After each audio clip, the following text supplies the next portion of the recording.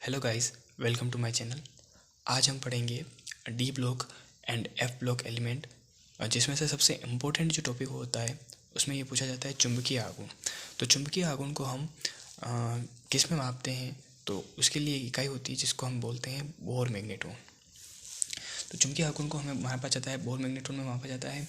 और इसको निकालने के लिए एक फॉर्मूला होता है जिसको हम लिखते हैं एन कोष्टक n+2। इसे लिखते हैं, यहाँ जो n होता है इसको हम बोलते हैं अयुग्मित इलेक्ट्रॉन। अयुग्मित इलेक्ट्रॉन। अब जैसे कि मान लो कि आपको पूछा हुआ है कि कॉपर+2, इसका इलेक्ट्रॉनिक विन्यास निकालिए और पूछा जाता है कि इसका चुंबकीय आघूर्ण भी निकालिए। और ये सबसे इंपॉर्टेंट क्वेश्चन है। यहाँ से डी ब्लॉक में से आपको एक क्वेश्चन देखने को हर साल मिलता है। तो मान लो कि अब मैं यहाँ पे निकालना है कॉपर+2 का चुंबकीय आघूर्ण निकालना है। तो पहले आप देखो कि कॉपर आता कितने पे है, तो कॉपर आता है 29 पे।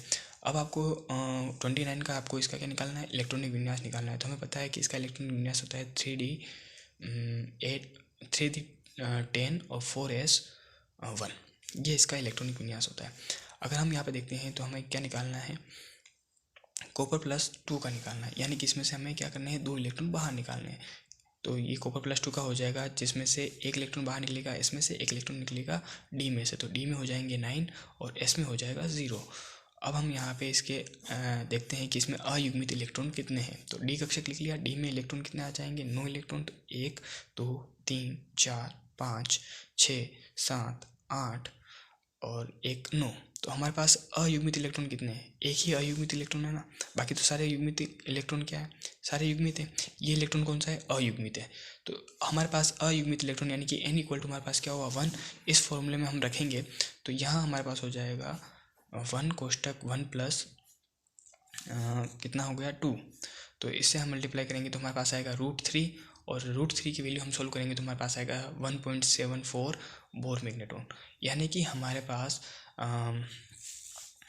कॉपर+2 का चुंबकीय आघूर्ण कितना आया, तो कॉपर+2 का चुंबकीय आघूर्ण आया 1.74 बोर मैग्नेट्रॉन। अब यहाँ पे पूछा जाता है कि ये अनुचुंबकीय है या फिर प्रतिचुंबकीय। तो अनुचुंबकीय है या फिर प्रतिचुंबकीय, तो कौन सा होगा, अनुचुंबकीय होगा। और अनुचुंबकीय होने की वजह ये होती है कि जिसके पास अयुग्मित इलेक्ट्रॉन होते हैं, जिसके पास अयुग्मित इलेक्ट्रॉन होते हैं वो तो होता है अनुचुंबकीय। और जिसके पास अयुग्मित इलेक्ट्रॉन नहीं होते यानी कि सारे ही इलेक्ट्रॉन क्या होंगे, युग्मित होंगे, तो वो कौन सा होगा, प्रतिचुंबकीय होगा।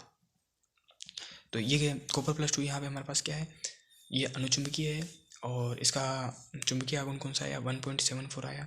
इसी प्रकार से आपके लिए एक देते हैं टाइटेनियम+2। इसका आप निकाल के बताना कि इसमें चुंबकीय आघूर्ण कितना है, अनुचुंबकीय है या फिर प्रतिचुंबकीय, ये भी आपको बताना है।